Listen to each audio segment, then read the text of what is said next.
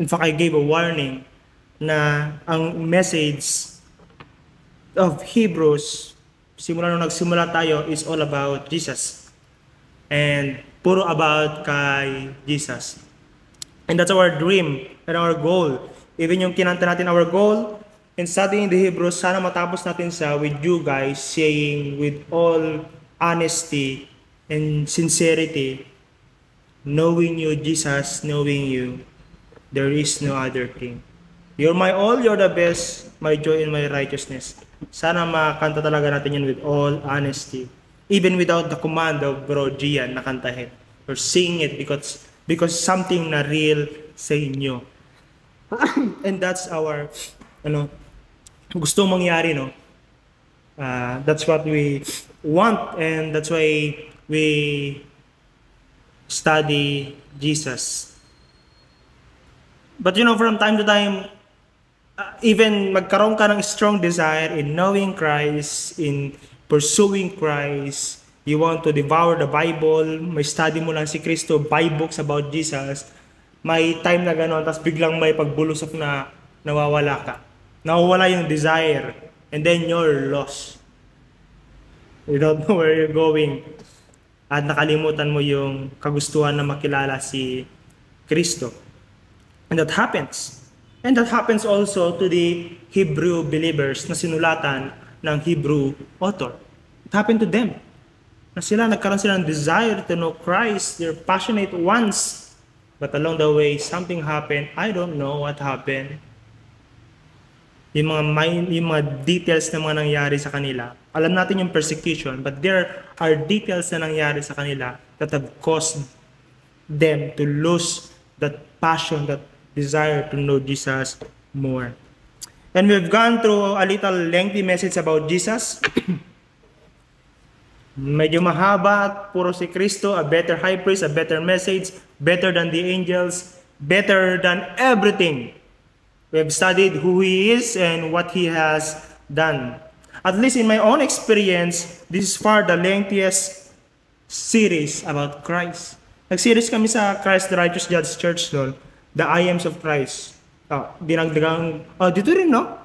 Pero mas mahaba na itong Hebrew. I think mas haba pa siya. Na the only thing na pinag-uusapan ay si Kristo. And I hope and I pray that you have come to the conclusion, dahil na-study natin si Jesus Christ, no? That you have, my prayer ay nandun na kayo sa conclusion na because this is true of Christ, yung napag-studihan natin, dahil totoo ito kay Kristo, there can be no other way, no other hope for the future, even for the present, other than the Lord Jesus Christ. And because that is true, I will continue to do things na, example, I will continue to lay down every hope, every security, every confidence, every false identity, and cling to Jesus. Sana dumating na kayo sa conclusion na gano'n. Yung, kumbaga, commitment na gano'n. Because that's true of Christ, and I believe that. I will lay down everything that's not Christ or pointing to Christ. Kung hindi, let's continue studying the Hebrews until you come to that point. And maybe I pray this Sunday you'll come to that point. This message will help you to arrive to that conclusion. This is very important thing na dapat ma-clear sa atin. Yung kung sino si Kristo, mga kapatid. Because sa panahon natin, in a day and age where even professing Christian, professing Bible-believing Christian, dinideny nila yung exclusivity ni Kristo. They're denying the exclusivity of Jesus Christ for the sake of being loving, being tolerant, being, kind. Ginagawa nila yon. This is very important na maging clear sa atin yon. We need men and women loving and bold enough to stand for what is clear in the Bible and not what is generally accepted by the people. Kailangan natin sa panahon natin. Kailangan nyo.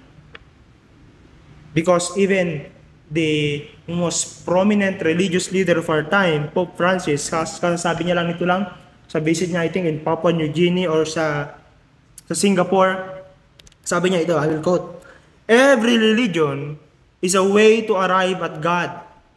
There are different languages to arrive at God, but God is God for all. But my God," sabi niya, "is more important. But my God is more important than your God. Is that true? There is only one God, and each of us has a language to arrive at God. Sikh, Muslim, Hindu, Christian, they are different path." Sabi niya. And of course, nag-agree yung marami. And of course, people ay nag-affirm sa kanya because that's generally accepted. Don't be so dogmatic. Yun yung trend ng ating day. But mga kapatid, if you are to base yung sinabi ni Pope Francis for what we have been studying in the Bible, dapat we must base everything sa sinasabi ng Bible. Sabi natin, sola scriptura, the Bible is the sole authority for our faith and conduct. Kung anong dapat mong paniwalaan at kung paano ka dapat mabuhay. Yun yung pinoproclaim natin. In Hebrew alone, kung i-base natin yung sinabi ni Pope Francis sa Hebrew alone, maling-mali siya. Maling-mali siya. I'm not anybody who na pwede magsabi nun compared to him, na influential, makapangyarihan, but I'm not speaking on my own. This is what the Bible says. The writer of the Hebrew believer, yung nagsulat ng letter ng Hebrew na in-study natin, exhort the believers, the time, to cling to Jesus and don't go back to their old faith and old ways, because their old faith and old ways cannot keep them. Cannot make them stand before God. Only Christ. And here's a prominent religious leader professing to be believing in the Bible, saying, it's okay to believe what you believe. Even na magkaiba tayo ng lengguwahe, paano sabihin yung pinaniniwala natin, it's okay to stay on what you believe. We are just the same, different language. Pero sabi ng Hebrew writer, sa mga believers? No. Yung pinaniniwalaan nyo sa pinanoclaim, yung pinaniniwalaan nyo noon sa napakinggan nyo ngayon ay iba. So don't go back. Kung parehas lang sana ng pag-iisip yung Hebrew author of the Hebrews kay Pope Francis, nisip ko baka sinabi niya ganito, it's okay, total Judaism is foreshadowing Christ. It's okay to stay there. Kasi halos magkaparehas, Abrahamic religion din naman tayo. Pero hindi niya sinabi niya, no way, don't go back there. Cling to Christ. There's no other way. And we need men and women who are loving enough to tell the truth. Because to love is to tell the truth. That this is wrong, and if you continue believing to this wrong teaching, it will bring you to eternal damnation. And to be loving enough is to tell them the truth, that there's no other way for them to be saved but Jesus Christ and Jesus alone. You know, the Hebrews, yung mga Hebrew writer, once naging dogmatic sila, once naging clear sa kanila yon, that Christ is the only way. Not even old Hebrew not even their old religion, which is Judaism. Hindi yon. Naging clear sila doon one time. Who Christ is, what Christ has done, what Christ can do. But along the way, something happened that makes the Hebrew writer na sinabi doon sa may verse 11 about this, yung mga pinag-uusapan natin in the past, about this, we have much to say about Christ, about His comparison between Melchizedek as the eternal high priest. Ang dami pang pwedeng sabihin, sabi ng writer ng Hebrews. But it's hard to explain. It's hard to explain, not hindi dahil sa bigat ng teaching, it's hard to explain because the problem is not on the teaching, the problem is on the hearers. The problem is on the Christian believers that time. Sabi niya, since you have become dull of hearing. Oh, there's more to know, sinabi nung Hebrew writer. There's more to know about this Jesus. There's more to explore. There's more kung dagat sana yan, island hopping, there's more island to discover. Madaming scenery pang pwedeng makita, pero pagod ka na. Hindi na pwede, kulang ng gasolina. Sayang, ang dami po sanang pwedeng ma-explore, ang dami po sanang pwedeng ma-enjoy. Pero, you become dull of hearing. There's more. Sabi ng Hebrews, but wait. There's more, but wait. You become dull of hearing. Dull of hearing. Siyang dahilan kung bakit yung author ng Hebrew ay napahinto. Napahinto siya for some time sa pagsasalita patungkol kay Kristo kasi tinuloy niya naman yan sa may chapter 7, which is we'll be studying again in the coming Sundays. Napahinto siya for some time sa pag-explain kay Kristo and need to exhort them na manumbalik kayo dito sa desire, sa passion to know Christ more. No? And this, napakasakit kung mapakinggan ito, nasabihin sa iyo na, kung bakit nangyayari sa iyo yan? Because the problem is your heart. You're no longer listening. You're no longer, I will use that, you're no longer having your quiet time. You're no longer going to church, listen to the preaching of the message. Ayaw mo na yun. That's the reason kung bakit ganyan ka. Grabe, no? Sarabi ng mga nung writer ng Hebrew sa kanila. Oh, no. Mahirap pag sinabi mo to sa mga churches na malaki, magsisialisan na sila. They don't want to hear this. They don't want to be reproved. But the Hebrew writer is loving enough to rebuke them of this condition. Ang condition ng mga Christian na ito. No? You see, kung mapapansin natin mga kapatid, ang problema ay wala nga dun sa doktrina. Ang problema ay wala dun sa pagtuturo ng Bible. Hindi dahil sa boring yung pagtuturo ng Bible. Ang problema, sabi ng writer ng Hebrews, is sa mga tumatanggap ng salita. It is in their dullness of hearing. If you could remember the word hearing, hear, listen, si Jesus Christ pa ulit-ulit niyang sinabi yan. Ang sino may pandinig, makinig. And in chapter 3, chapter 3 ng Hebrews, dalawang beses sinabi yan mga kapatid. Today, if you hear His voice, do not harden your heart. Diba chapter 3, two times na binanggit yan ng writer, quoting from the Old Testament. Kapag napakinggan nyo ang boses ng Panginoon speaking to you, huwag kayong magmatigas. In light of those, dullness of hearing refers to the condition of the heart. It's not something na problema sa kanilang mga tenga. It's the disposition of the human individual. When you say dullness of hearing, ang problema yung puso ng tao. The desire to know more, the desire to be closer to Jesus, to know God, that the hunger for God grow weak. Nang hina. And the Christian in this letter to the Hebrews who are now considering to give up following Jesus because of persecution, o sabihin natin, yung consideration nila na bumalik na sila sa dati nilang pinaniniwalaan, yung consideration nila na let's use the word mag-backslide na, is not, might be possibly affected by the persecution. But now, the writer of the Hebrews saying, ang problema, hindi talaga yung persecution. Ang pinaka-problema is the condition of your heart. It's your spiritual condition. Because there are, fast-paced pag-aaral natin ng Hebrews, magbibigay siya ng example that there are believers na kahit nakaharap ng persecution, nakaharap ng mga pagsubok, nagpatuloy sila. But you're facing the same persecution. Now, you're considering to go back sa dati mong pagkatao, dati mong pinaniniwalaan. Now, the problem is not the challenges of life. We don't want to gaslight yung mga challenges ng life.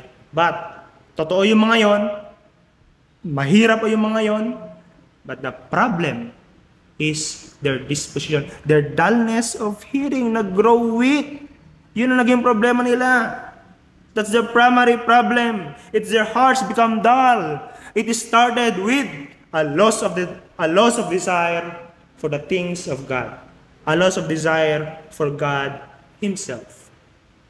Di ba yun yung dahilan kung bakit kayo umattend ng Bible study, nagbasa ng Bible? Because at one time, there's this desire in you to know Jesus more, to know God more, to obey God, to use, so that your life be used for the glory of God. Yun yung dahilan. At hindi nagiging problema, yung desire nawawala.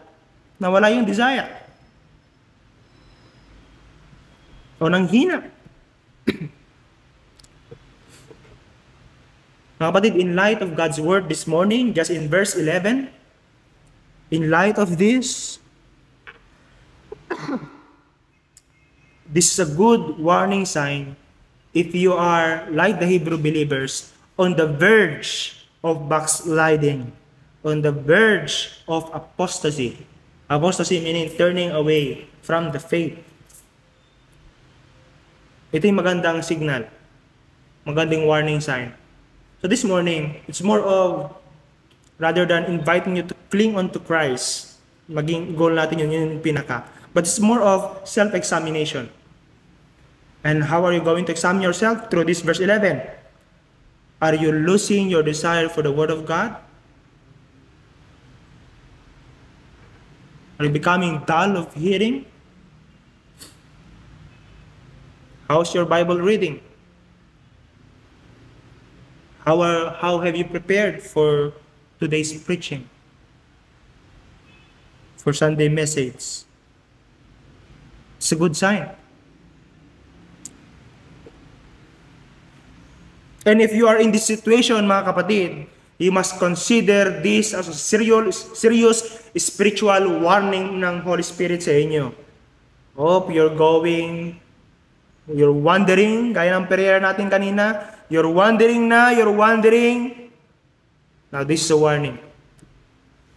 Or maybe now or later, ang dapat gawin natin mga kapatid, posibleng ngayon, you repent of this dullness of hearing na meron kayo. You repent by acknowledging to God, Lord, I'm losing it. Like the Hebrew believers, I'm losing it. Your word is no longer a honey. Your word is no longer a pure gold na gaya ng sinasabi ng Psalm. Your word is no longer like a precious stone that I seek. I'm growing dull. Magsisimula din mga kapatid sa pag-amin nun. At mahirap aminin yun. Lalo na kung ikaw yung one time, you know for yourself, one time, very passionate, very eager to know the Word of God. And it's hard to accept that you are in this condition right now. But it's the key so that we can continue sa pag-discover na kung sino si Jesus. You don't acknowledge that. It's possible like the Hebrew writers, like the Hebrew believers na minention kanina nung binasa natin yung text, which is makikita natin sa may verse 10 and verse 11 na minention, may ginagawa pa rin naman sila. They are doing Christian things. Nagpapatuloy pa rin sila. They are doing notable Christian work. But there's a problem going on.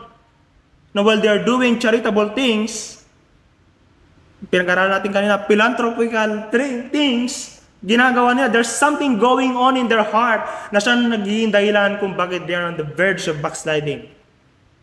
You remember the Ephesians? Hindi pa natin na series. Yung sa 7 churches sa Efeso? Sabi ng Panginoon, okay, you hate the wrong teaching, you hate the Nicolaitans, you hate yung mga yon. In fact, hindi nyo lang sila hinihate. Gumagawa kayo ng mabubuting bagay. That's commendable. But I have a problem with you. Sabi ni Jesus.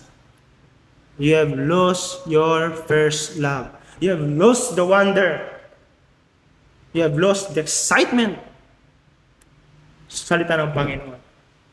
And that's the problem of the Hebrew people. There's a great wonder of wonders kay Jesus at gusto nilang bumalik doon sa mga ritual and religious things. Because something happened. They've lost it. If you are in this situation, mga kapatid, repent, and I encourage you, I exhort you to commit again, to commit yourself once again, and ask the power of the Holy Spirit to help you in digging into the Word of God sa iba't ibang kaparaanan. Maybe listening to the Bible, studying the Bible for yourself. Yung mga bagong Bible natin, I don't know kung gusto nyo sulatan yan. Dumihan nyo yan. Highlight, sulatan nyo. Pero kung ayaw nyo sulatan, kumuha kayo ng notebook ninyo and note. Do notes, I want to know Christ. Highlightan, i-crossover, and so on. Hanggat ituring nyo yung sarili ninyo na nagbimina ng kagandahan sa Bible. Kagandahan ni Kristo. No? Because notice mga kapatid, yung sinabi niya, you have become dull of hearing in verse 11 again. It's hard to explain since you have become dull of hearing. Notice na yung pangyayari nyo did not happen one time, big time. Hindi minsan, hindi nangyari na isang gabi eh. It happened little by little, a little compromise here and there until dumating sila sa point na ganito. Na magbabackslide na sila. Babalik na sila sa dati nilang gawain. It happened little by little. It tells us the word become doon. Diyan mga kapatid sa verse 11 tells us that this dullness, that this sad condition na meron sila started somewhere and sometime. I don't know kung kailan. But it's clear na may nagsimula somewhere yon. This Hebrew Christian did not started dull. Hindi sila nagsimulang dull. They become dull. They become dull. They became, yung tamang word, naging ganun na sila. Hindi naman sila ganun dati. Nakaka-relate ba kayo? Hindi naman kayo ganyan dati. You were once the passionate reader of the Bible, the passionate journaler, nagsulat ng journal and reflection. You were once the passionate reader of books, buyer of books. Kahit yung iba hindi nababasa. Pero binabayin mo siya kasi gusto mo malaman si Kristo at makilala si Kristo. You were that once, but now, where are you? Sabi dito, it happened once, you become dull. This Hebrew Christian, yun ang nangyari sa kanila. So the writer, once again, para hindi masayang yung mga ituturo niya sa kanila patungkol kay Kristo, yung mga kalaliman, kagandahan ni Kristo, the writer, for just a moment, need to pause and exhort them. Go back. Go back from this dullness of hearing. And how it is to be done? Paano gagawin yun? Paano nila gawin? Paano makabalik? Anong dapat gawin para hindi kami mapunta sa ganitong sad situation? Of course, the writer of the Hebrews tells us first, una, do not neglect your gatherings. Because the time na nag-gather kayo is the time for you to be reminded of what you have in Christ and who you are in Christ and what Christ has done for you. Gathering Sunday after Sunday or yung Bible study natin online, o para may conduct natin yun. It's a time to be reminded of the richness na meron tayo kay Kristo. Ma-remind doon mga kapatid. You remember, that's the time na nag-awaken sa inyo. I don't know, you remember the first Bible study or first Bible reading, first preaching na napakinggan ninyo na nag-awaken sa inyo ng desire to know Jesus Christ more? That's the same thing na gawin ng Panginoon for you not to go beyond sa place ng dullness of hearing until such time na dumating na sinasabi ng Hebrews chapter 6 na makikita natin last Sunday, hopefully, God willing, na kapag lumagpas ka doon, there's this irredeemable place for a Christian, for someone had become dull of hearing, and you don't want to go there. You don't want to be there. We don't want.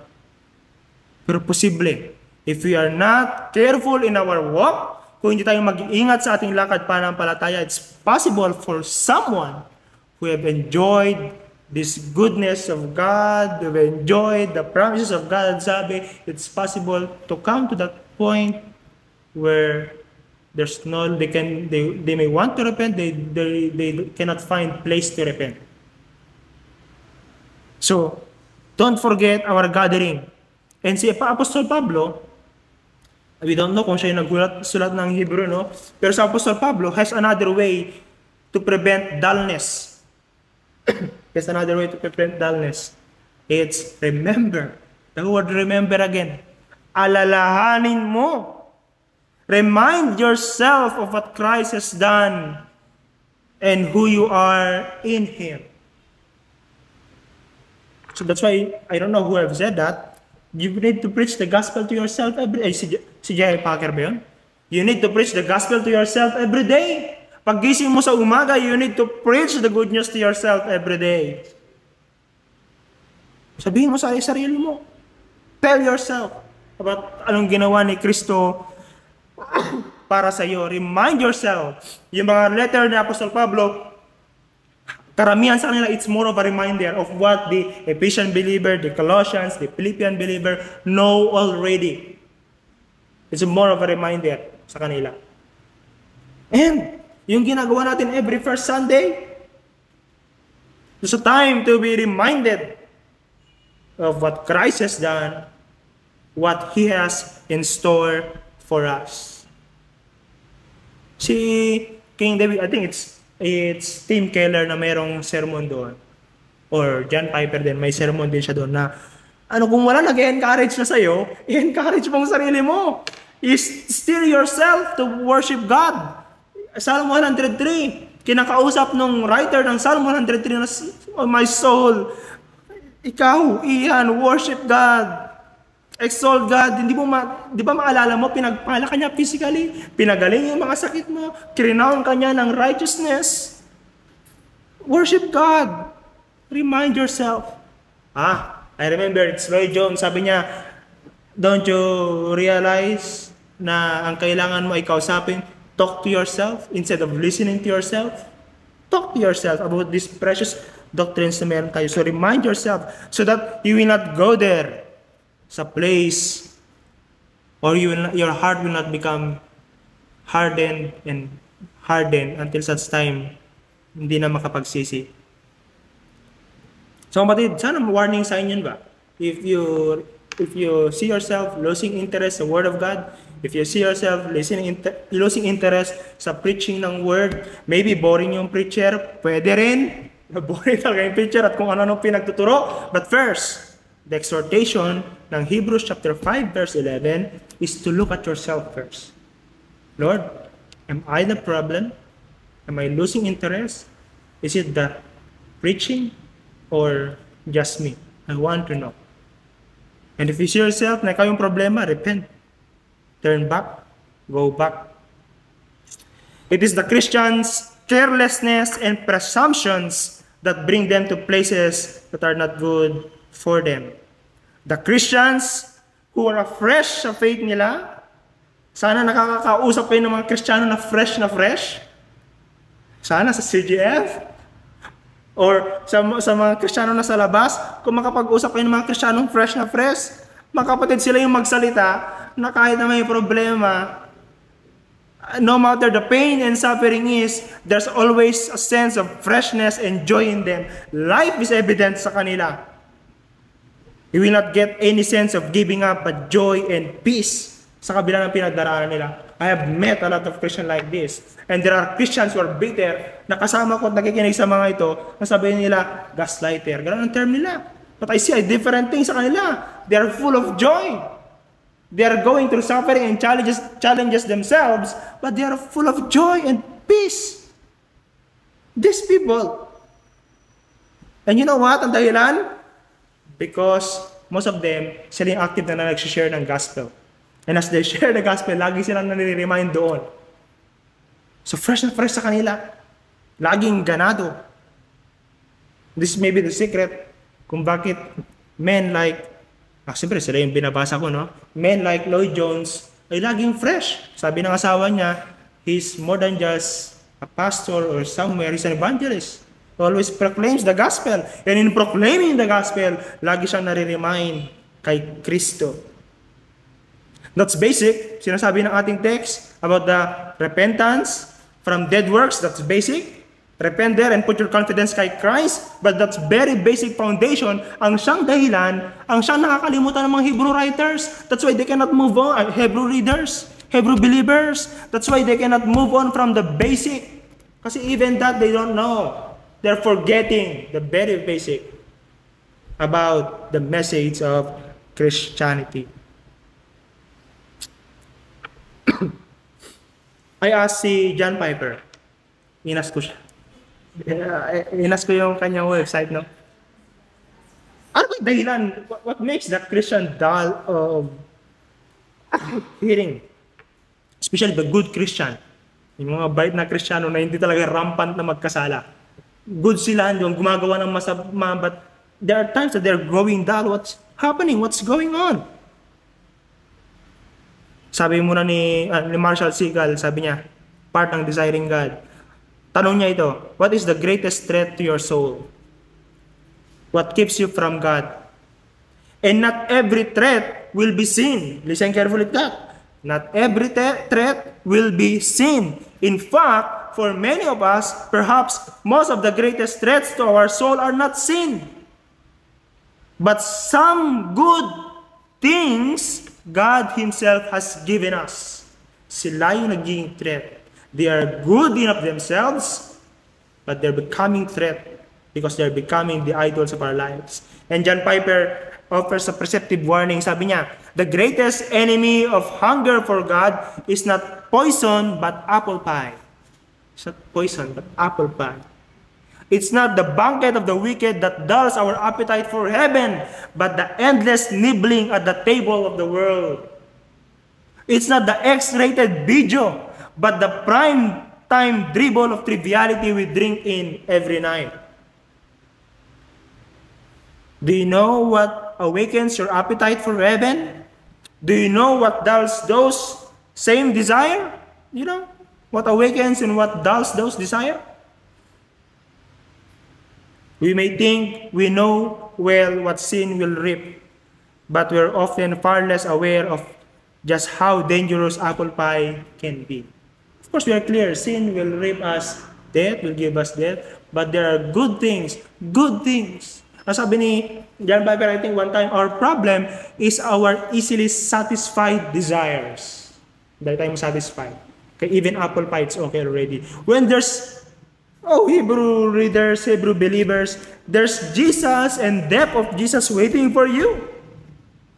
But you want to go there again? To those apple pies? No way. That may satisfy you for some time, but not to eternity, and only Jesus and Jesus Christ ang makapag-satisfy. So kapatid, I exhort you, if you're losing your desire for the Word,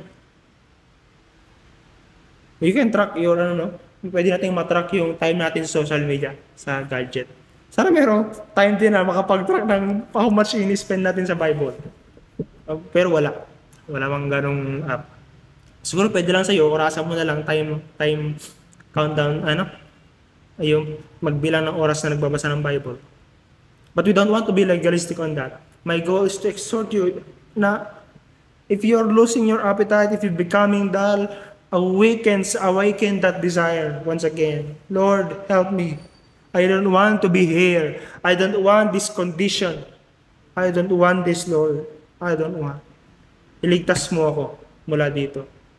Iligtas mo ako mula dito. I want to awaken a passion for you, an undying passion for your glory sa kabila ng mga pinagdaraanan ng mundo, pinagdaraanan ko ako personally, sa kabila ng mga to, I want an undying commitment to know you more, gaya ng kinanta natin kanina. Knowing you, Jesus, knowing you. And the song, Be Thou My Vision. Lord, be Thou my vision. Be Thou the only being that I see. Be Thou the only being that I desire. Be Thou, Jesus. Be Thou. And remove this dullness in my heart, I pray. I invite you for a moment to consider the message na inyong napakinggan. Then after that, we'll sing a song, a prayer of that Jesus Christ will only be our vision.